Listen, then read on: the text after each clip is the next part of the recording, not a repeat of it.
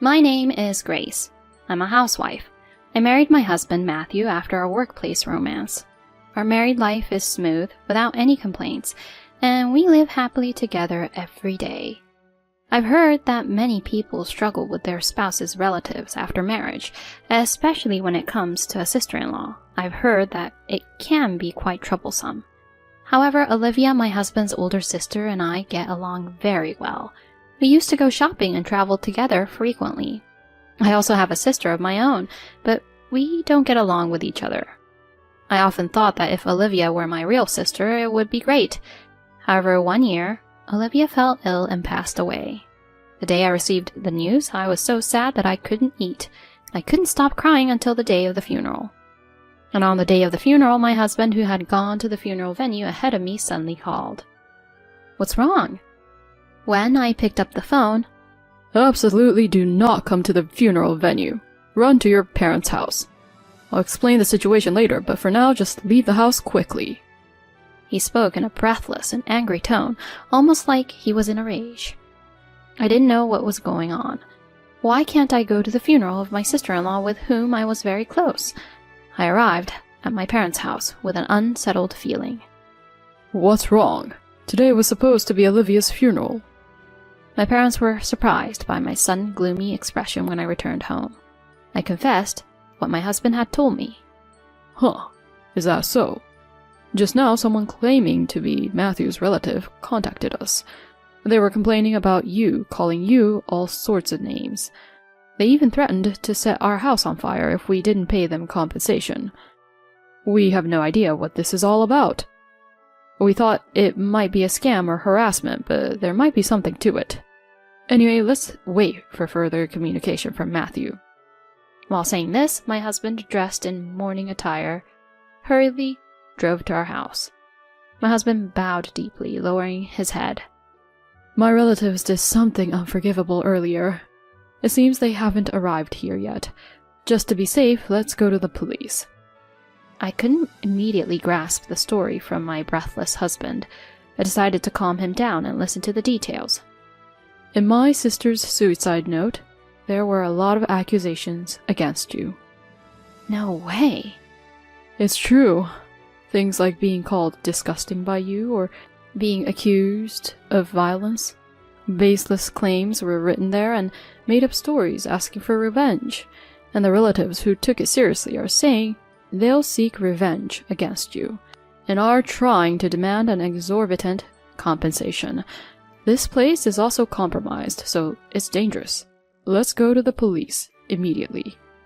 He confessed this with a pale face. I was in shock and collapsed at the entrance. With my mother's support, I managed to regain some composure. My sister-in-law talking about me?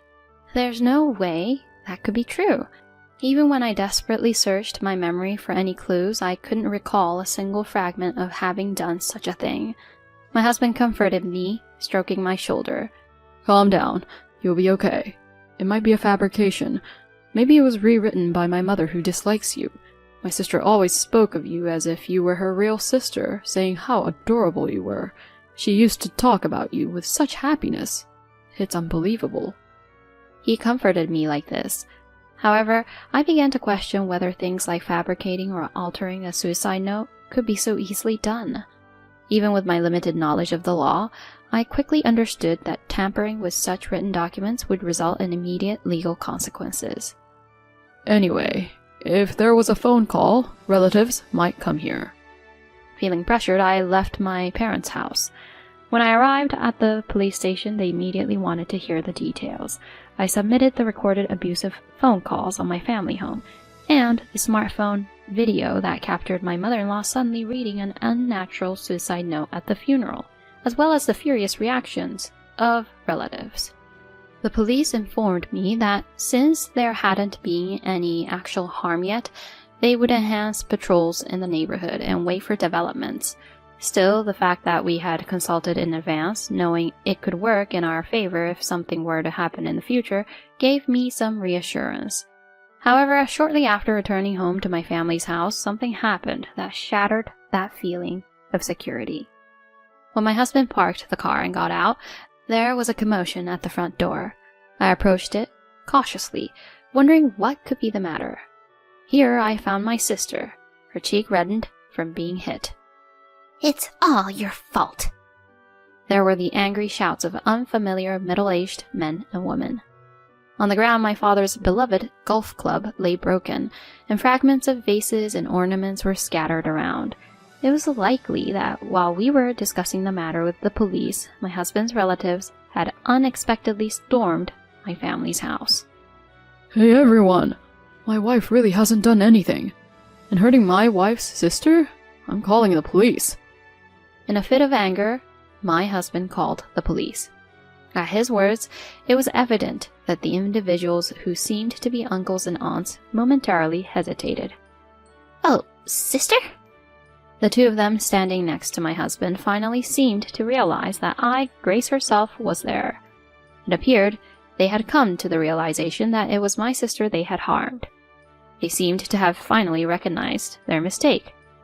She's a vindictive woman, just as the suicide note suggests, preparing a doppelganger. How could you bully Olivia, whom we've cherished since childhood? "It's because of you that she suffered mentally and her illness progressed." And they continued to blame me, trying to approach me once again with a golf club in hand. However, realizing the seriousness of the violence towards my sister and the sound of things being destroyed at the front door, my father rushed in and grabbed his uncle's hand, shouting at him. Not content with just making rude phone calls, how dare you raise your hand to my eldest daughter? I had never seen such a frightening look from my normally gentle father. I couldn't help but shudder at the sight of him. My aunt and uncle were not convinced, and my father and them had a long struggle. Eventually, the police arrived. They put me in a police car for questioning. Grace, are you okay? I was in a state of shock due to everything that had happened, but my father's words snapped me back to reality. "Sis, I'm sorry, it's my fault." I rushed to my injured sister to apologize. My father too lost all the momentum he had earlier. I'm sorry I couldn't protect you, even before you got married, he said, feeling downcast, as my mother brought him an ice pack. He was trying to cool my sister's cheek down. My sister took it from him and applied it herself. "Huh?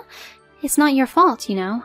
You might be plain and quiet, but you got along just fine with our late sister, who was so serious. This is assault, isn't it? And we can get money from those uncles earlier. It's a win." Elizabeth is saying this. My sister always has this kind of nonchalant attitude, even in situations like this.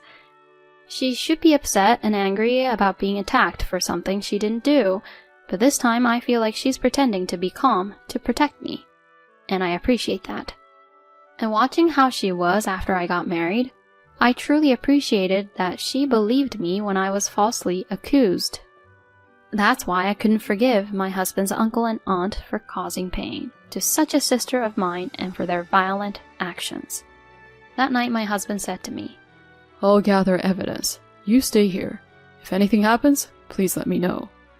He said this, leaving me behind and heading to his own family's house. I felt anxious while my husband was away, but it seems that news of the unjust violence by his uncle and aunt spread among the relatives. After that, no more relatives came to my family's house. In the following days, we arranged a meeting. My parents, sister, husband, and in-laws, and several relatives, including my uncle and aunt, gathered at my husband's family home. It was a slightly spacious house. My uncle and aunt seemed to have a somewhat better understanding of the situation, but they still seemed to believe that they were in the right. If you admit to the bullying mentioned in the suicide note, we'll forgive you from now on. So please don't file a damage report either. They demanded an apology with outrageous reasoning like this and asked us to refrain from filing a complaint. At that moment, $20,000. My previously silent sister spoke up with those words first. What? What did you say? My uncle glared at her with a puzzled expression. If you give me $20,000, I'll hold off on filing a complaint. The place where I was hit hurts and I can't concentrate on my work. Plus, you need to compensate for the golf club and ornaments you broke. Hand over $20,000. My sister casually uttered those words while using her smartphone. My uncle's face turned bright red. What did you say? Is there such a ridiculous story just because she slapped someone once? How audacious. If a sister is a sister, then an older sister is an older sister. They berated in such a manner. To top it off, they turned to my parents and said, Raising such shameless sisters. Don't you feel ashamed as parents? They vented their frustration. My mother was calm, but firm. With all due respect, both sisters are adults. They should be expressing their opinions as individuals, not as children. Isn't it natural to respond to a rude person with rudeness? I cannot fully comprehend the fear and pain you felt when you were suddenly struck by them. I can't understand that anger since I've never experienced it. She replied quietly. Honestly, isn't the will more problematic than me? My sister spoke again, seeming to have no interest in her own situation. She yawned and casually asked, perhaps because the will, which could have been tampered with, had caused my husband's relatives to act outrageously. About that, it was indeed done by you, Mom, right? My husband turned to his own mother and questioned her. My nervous-looking mother-in-law, who had been restless for a while, flinched. I'm losing memory. My recollections are so unclear. She tried to excuse herself with a somewhat placating tone. Ignoring that, my husband unfolded a piece of paper. This is my sister's real will. The location where my mother hid it was written in my mother's diary, and I searched and found it. Someone fabricated a will full of lies, making it sound real and fooled our relatives. Who's the fool here? My husband suppressed his anger and spoke in a voice filled with disappointment. My mother, in her diary, she wrote cruel things like, it would be better if my son's wife had replaced his sister. She wrote cruel things without any hesitation. I can't consider her my mother anymore. My husband stared at his biological mother with a cold gaze. My mother-in-law's words gradually faded in front of that gaze, and in the end she was sobbing. My father-in-law, who had been quietly listening to the situation, spoke up. It's my responsibility for not seeing what kind of person she really was. Son, you don't need to have anything to do with this house and our relatives ever again. Live happily, far away. From now on, I will monitor her and ensure that you don't have to see her. It's the least I can do to make amends. My husband nodded in response to these words, and then turned to the silent uncle and aunt. Please, go ahead and pay the $20,000 that were offered earlier. Otherwise, I will indeed file a police report with all the evidence we have. I would prefer that, but it seems to be your preference. My aunt and uncle shook their shoulders and glared at my sister. $20,000 to such an ill-mannered girl. Yay! I can buy bags from Louis Vuitton and Callaway golf clubs. Lucky! My sister had a triumphant expression, grinning broadly. Although I disliked some aspects of my sister's personality, this time I felt that her happiness wasn't just innocent joy. Our father's cherished golf club had been broken, our mother's carefully arranged vase was shattered, and I had been unjustly dragged into this absurd trouble. As a family of three, we were left stunned, and it seemed like she intentionally used rude language without any concern for our feelings. Despite the scene, my mother-in-law clung to my husband's legs, crying. You're all I have left. Only you, my beloved son. However, my husband's heart remained firmly closed. So does my sister not matter at all to you? The will was switched, wasn't it? That's right, isn't it? No. Listen to your mother.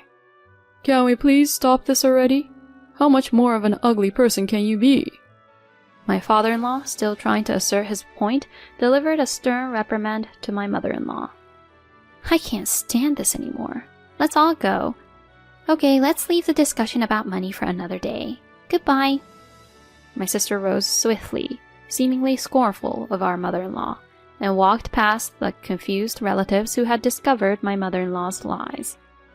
With a confident stride, she headed for the front door. My parents followed her, and my husband, taking my bewildered hand, led me out of the house. At that moment, my husband said, Even though she's like that now, she used to be a normal mother back in the day. When we came home from school, she used to give snacks to me and my sister. I won't return to this house anymore, so I feel a bit lonely." I still remember him smiling a complicated smile. A week later, as my emotions gradually settled, I decided to ask my husband about the real will. "Actually, I had planned to wait until you could smile more freely." Matthew brought out the real document and spread it out. "I love Grace," it began. "I've gone through a tough battle with illness with frequent hospitalizations. Unlike my mother's feelings for my younger brother, I felt that my mother's concern for me was thinner. My father's kindness was always evident, but Grace, a woman close to my age, was the one who understood me the most. Because Grace has become my emotional support, I can feel every day that I can keep on living, even when it's tough. My parents have significant assets, so I want all my inheritance to go to Grace and Matthew. My mother would likely spend it all quickly, but my father would likely understand. I hope this can be the foundation of your happiness." I couldn't help but hold that will close and cry. "Just let it all out today." My husband comforted me by putting his arm around my shoulders. From that day on, I decided to cherish the memory of my sister-in-law and live with a smile. I'll keep her legacy safely stored away until the day I can use it. Afterward, my sister settled with my husband's uncle and aunt for $20,000. She promptly sent them a photo list of what she had bought as compensation, along with a letter of thanks for the $20,000. It was truly her way of handling things, but perhaps it was not enough to alleviate the pain of the real beating she had endured. On a side note, through this experience, my relationship with my sister improved slightly, and she started inviting me to have meals together more often. As for our in-laws, my mother-in-law suffered a mental breakdown and aged rapidly. She became delusional, often mistaking complete strangers for me. "Matthew left because of you." It seems it even turned into a police matter. Despite it being her first offense and her mental state being taken into consideration, my mother-in-law was widely known as a dangerous individual. Despite this, my father-in-law did not abandon her as he had promised, and is taking care of her. We have cut ties with my husband's relatives and are currently living peacefully. When I look back, it was truly a terrifying experience. I do feel sorry for my father-in-law who knew nothing about it, but I still cannot forgive the fact that my mother-in-law trampled on her own daughter's feelings. For the sake of the older sister who prayed for us to live happily, my husband and I aspire to lead a long life together, taking it slowly and peacefully.